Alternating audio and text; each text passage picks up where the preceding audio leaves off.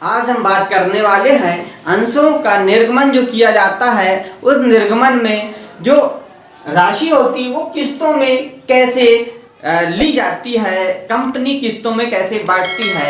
हमने इससे पहले आपके इस कंपनी के जो एक जाई या एक मुश्त राशि जो प्राप्त होती है उससे संबंधित वीडियो में बताया था, और उसमें बताया था कि बैंक खाता डेबिट अंश पूंजी खाते से, और इसकी दो प्रविष्टि कैसे की जाती है, अंशधारी खाते से और अंशधारी खाता डेबिट अंश पूंजी खाते से। इस प्रकार से यह एक प्रविष्टि बनाई जा सकती है जब इकट्ठी राशि पूरी प्राप्त होता। आज की इस वीडियो में हम आपको बताएंगे किस्त में राशि यदि कंपनी की पुस्तक में कंपनी हमसे किस्त में प्राप्त करती है या किस्त में मांगती है तो हम इन प्रविष्टियों को कैसे बताएंगे। किस्त जो होती है वह कितने प्रकार की होती है। किस्त में राशि प्राप्त करने पर, और जब किस्त में राशि प्राप्त होती है उस समय हम कौन कौन सी किस्तों के रूप में ले सकते हैं। तो सबसे पहला हम यहाँ पे देखिए आपको आवेदन के रूप में ले सकते हैं। आवेदन के रूप में राशि ले सकते हैं जो जनता उनसे। दूसरा नंबर उन्हें आवंटन करना पड़ेगा। जब आवंटन करेंगे अर्थात बंटन करेंगे, उन्हें बांटेंगे, अलॉटमेंट करेंगे, उस समय भी उनसे पैसे लिया जा सकता है। और तीसरा याचना करते समय अर्थात उनसे मांग कर भी राशि ली जा सकती है। ये तीन प्रकार से हम एक अंशधारी से राशि प्राप्त करते हैं यदि हम इकट्ठी राशि प्राप्त नहीं कर रहे हैं तब।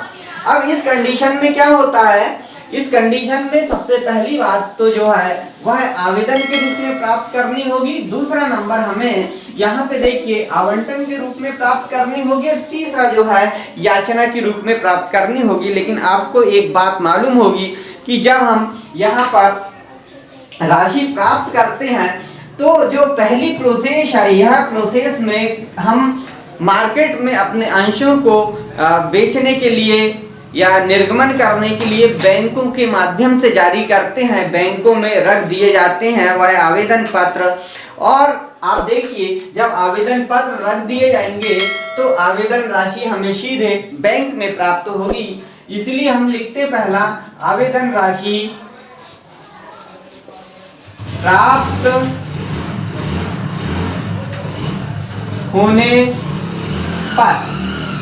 आवेदन की राशि जब प्राप्त होगी तो कहाँ प्राप्त होगी, बैंक में प्राप्त होगी। इसलिए हम बैंक खाता को डेबिट कर देते हैं, हमारी प्रविष्टि बनेगी बैंक खाता डेबिट, क्योंकि बैंक में राशि आ रही है, बैंक खाता डेबिट।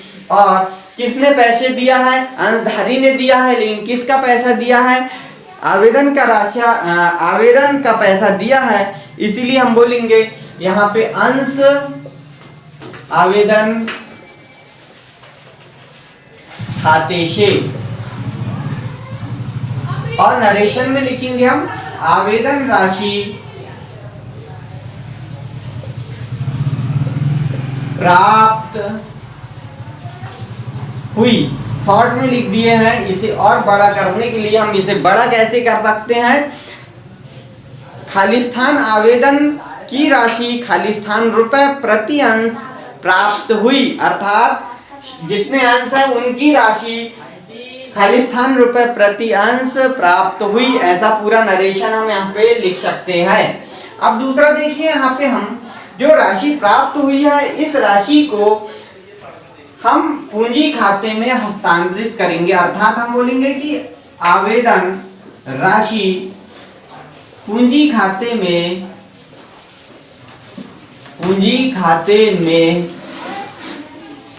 हस्तांतरित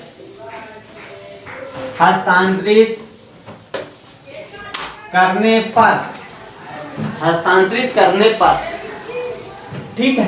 यहाँ पे हम हस्तांतरित करेंगे तो हम यहाँ पे प्रविष्टि करेंगे अंश आवेदन खाता डेबिट। यहाँ पर प्रविष्टि हो जाएगी अंश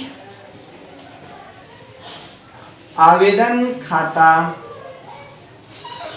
डेबिट। और यह राशि किसमें हस्तांतरित कर रहे हैं, हम पूंजी खाते से। इसीलिए हम यहाँ पे जो लिखेंगे वह लिखेंगे अंश पूंजी खाते से। क्या लिखेंगे हम, अंश पूंजी खाते से। अंश पूंजी खाते से।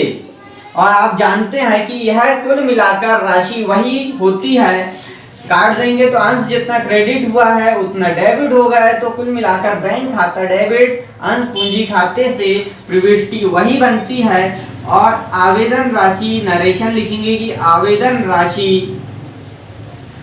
पूंजी खाते में हस्तांतरित की गई। यहां पर हम नरेशन लिख देते हैं। अब अगला देखिए, यह तो आवेदन की बात थी कि आवेदन हमको बैंक में मिला, बैंक में राशि मिल गई, जो जनता है उन्होंने बैंक में जमा कर दिया आवेदन राशि जमा करने के बाद हमने बैंक से पैसा निकाल के और अपने बिजनेस में लगाया, व्यापार में लगाया, इसलिए अंश पूंजी खाते से हमने पंजी प्रविष्टि यहाँ पे कर दिए। लेकिन जब आवंटन की बात आएगी तो यहाँ पर आवेदन करने वालों ने तो आवेदन कर चुका है, बैंक में पैसा जा चुका है, उन्हें नहीं मालूम कि हमें अंश मिलता है या नहीं मिलता है। इसलिए अब कंपनी को पहले उन व्यक्तियों से मांगना होगा, पैसा मांगना होगा कि आप लोग अब आवंटन हम करने वाले हैं, इसीलिए आप पैसा दे सकते हैं। तो अंश आवंटन राशि मांगने पर यहाँ तीसरा नंबर में अंश आवंटन राशि मांगने पर इसे हम देय होने पर कहते हैं। देय होने पर क्या प्रविष्टि होगी? जब मांगोगे तो सबसे पहले किस लिए मांग रहे हो आप, वह आपको मालूम होना चाहिए, और कौन सी राशि आप मांग रहे हो यह भी आपको मालूम होना चाहिए। तो आप जब मांग रहे हो तो आपको मांगने पर आप करेंगे, आवंटन की राशि मांगी जा रही है आप और पूंजी के लिए मांग रहे हो, तो आप बोलोगे कि अंश आवंटन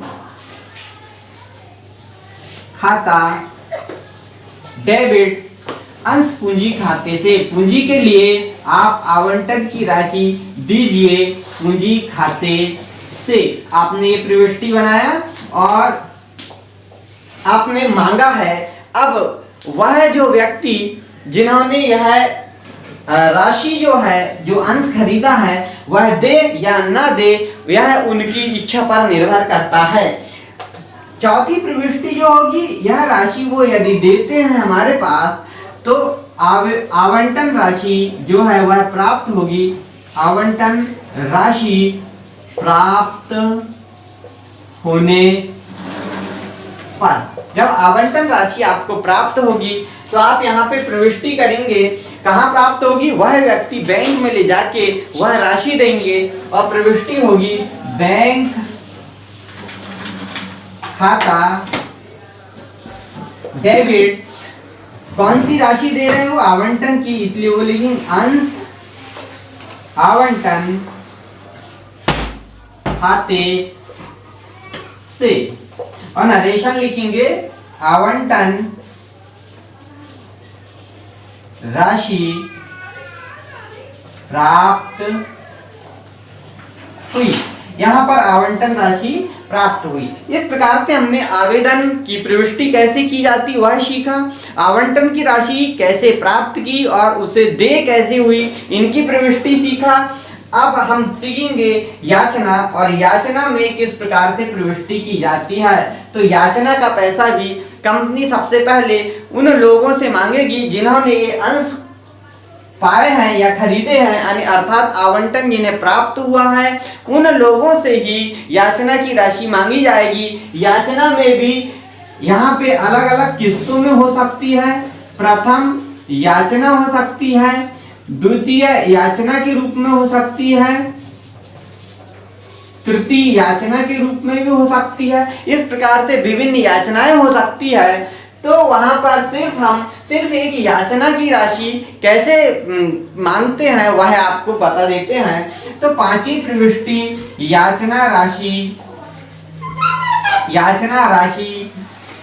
दे होने पर, जब देय होगी यहाँ पे याचना राशि तो प्रविष्टि हम करेंगे सेम आवंटन जैसी होगी। जहाँ पे आवंटन लिखा है यहाँ पे हम याचना लिख देंगे। हम लिखेंगे अंश याचना खाता डेबिट अंश पूंजी खाते से। अब यहाँ पे देखिए आप, हमने यहाँ पर याचना की राशि मांगा है, याचना की राशि दे हुई मांगी गई। यहाँ पे नरेशन हो गया, आपको बोर्ड पे दिख रहा है। यहाँ तक याचना की राशि मांगी गई दे हुई, जो भी राशि होगी वह राशि यहाँ पे लिख दी जाएगी, जैसे यहाँ पे हमने लिखा था। बिल्कुल, यदि यहाँ पर जैसे प्रथम याचना की बात होती तो अंश प्रथम याचना खाता डेबिट, यहाँ पे प्रथम जोड़ देंगे हम। इसी प्रकार द्वितीय होगी तो यहाँ पर द्वितीय नाम जोड़ देंगे हम, तृतीय होगी तो वहां पे तृतीय नाम जोड़ देंगे। और अलग अलग प्रविष्टियां, प्रथम की 2 बनेगी, द्वितीय की फिर 2 बनेगी, तृतीय की 2 बनेगी, और यदि एक ही है तो सिर्फ 1 बनेगी। यह राशि प्राप्त होती है। तो हम इसकी प्रविष्टि कैसे यहाँ पे बनाते हैं, तो यहाँ पे हम बना के बता देते हैं आपको कि ये प्रविष्टि की राशि कैसे बनाएंगे। 6वां नंबर पे देखिए आप, यह 5वां है, 5वां के बाद में ये 6वें नंबर की प्रविष्टि जो है वह बताते हैं आप। याचना राशि